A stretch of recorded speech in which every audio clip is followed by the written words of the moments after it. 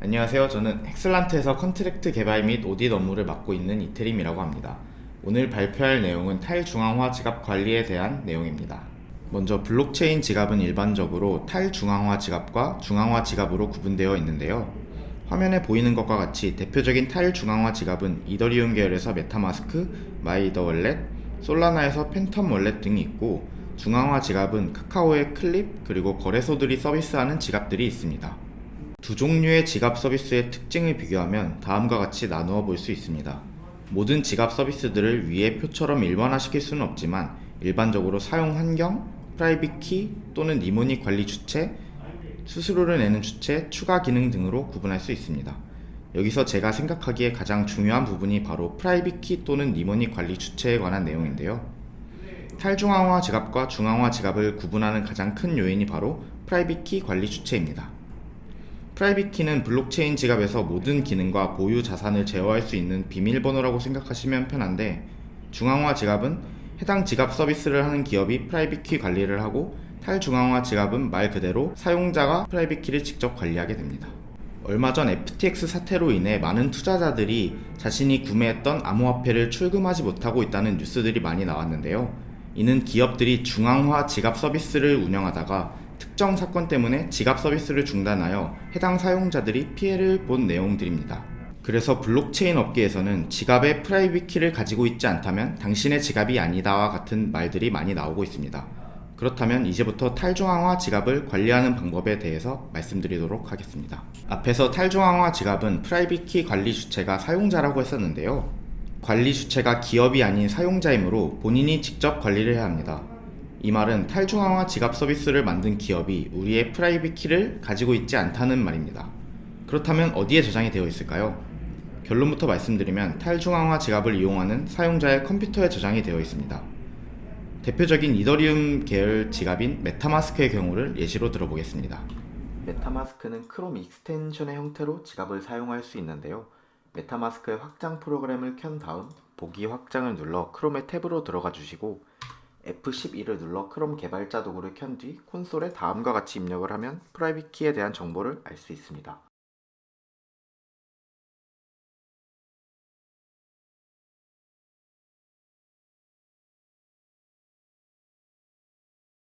출력된 결과 중에 키링 컨트롤러라는 부분에 볼트라는 부분에 문자열들이 있습니다. 이 문자열들이 제 프라이빗 키가 암호화된 내용이고, 이 암호화된 내용을 복구하기 위해 메타마스크 볼트 디크립터를 사용할 수 있습니다. 이뿐만 아니라 다른 크립토 라이브러리를 이용해서도 복구할 수 있는데요. 여기 보시면 패스워드를 입력하는 부분이 있습니다. 이 패스워드는 메타마스크를 처음 들어갔을 때 입력한 비밀번호고, 해당 비밀번호를 이용해서 복구해보면 다음과 같이 니모닉이라는 부분에 12개의 단어들이 있습니다. 이 단어들의 조합과 순서로 저의 프라이빗 키를 표현하고 있다고 생각하시면 됩니다. 다시 본론으로 들어가서 만약 탈중앙화 지갑을 사용하고 있는 사용자의 컴퓨터가 해킹을 당한다면 어떻게 될까요? 개인 PC가 해킹당해서 해당 사용자가 사용하는 비밀번호를 탈취했다면 앞에서 보신 것과 같이 바로 프라이빗 키를 알아낼 수 있습니다. 프라이빗 키가 탈취당한다면 모든 자산이 해커에게 넘어갈 수 있습니다. 그렇다면 이러한 문제들을 최대한 방지하기 위하여 어떤 방법들이 있는지 설명드리겠습니다. 크게 두 가지 방법이 있습니다. 첫 번째는 오프라인 서명, 두 번째는 멀티 시그니처 월릿입니다. 첫 번째 오프라인 서명은 프라이빗 키를 인터넷이 연결된 디바이스에 어떤 방식으로든 저장하지 않는 것입니다. 하지만 블록체인 네트워크에서 트랜잭션을 전송하려면 인터넷 연결이 필수적인데 어떻게 구현해야 할까요? 트랜잭션을 전송하려면 사용자의 프라이빗 키로 서명을 해야 합니다. 이러한 서명 과정만을 인터넷이 연결이 되지 않은 디바이스에서 진행하고, 서명이 된 결과만 인터넷 연결이 된 디바이스에서 블록체인 네트워크로 보내는 것입니다. 하나의 예시로 인터넷을 연결하지 않은 라즈베리 파이에 프라이빗 키를 저장해 놓은 후 트랜잭션을 서명하는 로직을 구현한다면 위와 같은 방법으로 안전하게 관리할 수 있습니다. 저도 개인적으로 이와 같은 용도의 라즈베리 파이를 사용하고 있습니다. 이러한 로직을 오프라인 서명 로직이라 부르고, 그렇게 구성된 지갑을 콜드 월렛이라고 부릅니다. 반대로 인터넷에 연결을 한 상태로 사용하는 지갑을 핫 월렛이라고 부릅니다. 핫 월렛이 무조건적으로 위험한 방식은 아니지만 콜드 월렛을 이용해서 더욱 안전하게 탈중앙화 지갑을 이용할 수 있습니다. 만약 이러한 과정을 구현하기 힘들다면 이미 만들어진 제품을 사용할 수 있습니다. 이러한 제품들은 하드웨어 월렛이라고 부르며 콜드 월렛과 핫 월렛 사이에 위치한다고 보시면 됩니다. 일반적으로 하드웨어 월렛들은 콜드 월렛처럼 완전히 인터넷과 분리되어 있진 않고 자체적인 보안 소프트웨어를 사용하면서 USB나 블루투스 형태로 인터넷에 연결된 디바이스와 통신을 하게 됩니다. 대표적인 하드웨어 월렛으로는 레저와 트레저가 있는데요. 실제로도 많은 기업이 사용을 하고 있고 저도 레저를 하나 가지고 있습니다. 두 번째로 탈중앙화 지갑을 안전하게 관리하는 방법은 멀티 시그니처 월렛입니다. 말 그대로 하나의 트랜잭션을 요청하기 위해서 한 개의 프라이빗 키로만 서명을 하는 것이 아니고 여러 개의 프라이빗 키에 서명이 있어야 트랜잭션을 요청할 수 있게 구현하는 것입니다. 어떻게 구현할지 먼저 생각해보면 이더리움 네트워크에서 사용하는 지갑의 구조 자체를 바꾸기에는 너무 많은 시간과 노력이 필요할 것입니다.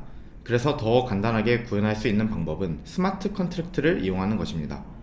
스마트 컨트랙트에는 제가 원하는 로직을 코드로 작성하여 블록체인 네트워크에서 실행시킬 수 있습니다. 예시로 이더리움 계정 구조에 대해서 먼저 보면 EOA와 CA가 있습니다. 단순히 EOA는 하나의 프라이빗 키로 만들어진 개인 계정이고 CA는 프라이빗 키가 없는 스마트 컨트랙트 계정이라고 생각하시면 됩니다. 그리고 트랜잭션을 보낼 때에는 모두 EOA에서 프라이빗 키를 이용하여 서명을 한 후 보내게 됩니다.